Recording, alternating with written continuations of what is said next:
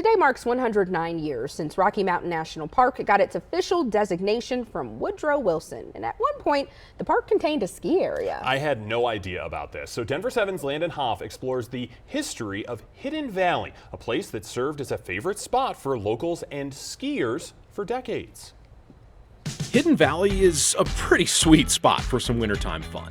It's the only area that you can sled in Rocky Mountain National Park. On any given winter day, you'll find people sledding, tubing, even hiking up and skiing down the tree-lined runs. Something called earning your turns. But the simple pleasures enjoyed here today are informed by a much more complicated past, as one of Colorado's lost ski areas. That story starts as far back as 1917, when skiers first took to the slopes here. Hidden Valley hosted ski tournaments as early as 1931, then became more popular in 1936 with the paving of Trail Ridge Road. Shuttles would carry skiers to the upper valley before rope tows were installed in the 1940s. It officially opened for business in 1955, complete with a chairlift and a ski lodge. But while the development had the backing of town officials in Estes Park, it brought on a new dilemma for park managers. They also understood the scenery and protection of the scenery was part of their mandate.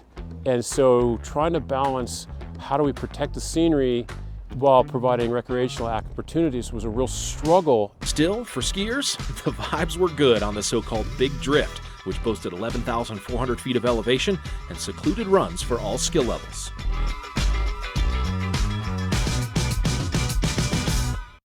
In the mid-1970s, a new report recommended that development stop entirely at Hidden Valley, and the National Park Service took ownership of the ski area from the private concessionaire.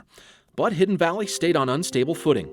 As new ski resorts were popping up in places like Vail, Winter Park, and Steamboat, this small ski hill had become less economically viable. No one really had the money to put into it to compete with this whole new slew of ski resorts. Financial woes only further complicated what had already become Hidden Valley's new existential crisis. There's this increasing question about whether we should be putting development in national parks at all. What is this doing to the environment? Not scenery, but environment. Because of the lack of consistent, dependable snow, the concessionaire at the time asked the National Park Service if they could make snow, which obviously would have impacted the water. Certainly the National Park Service at the time said, we will not support making snow. By 1989, the Park Service wanted out of the ski business. Hidden Valley closed in 1991, and most of the structures were gone by the late 90s. And then a really neat thing happened where the National Park Service reached out to the public and said, what do we do now with this area? So while the ski area is lost, its legacy is not. The interesting thing of the story about Hidden Valley is not only is it a lost ski area, but it's really a story about what is the purpose of the national parks. And today, what's left of Hidden Valley is a symbol of that purpose. And it's that balance of still having a wonderful place to recreate and to enjoy the park all 4 seasons, and then also, restored some of the important resource protection in that area as well. For Denver 7 in Rocky Mountain National Park, I'm Landon Hoff. Who knew?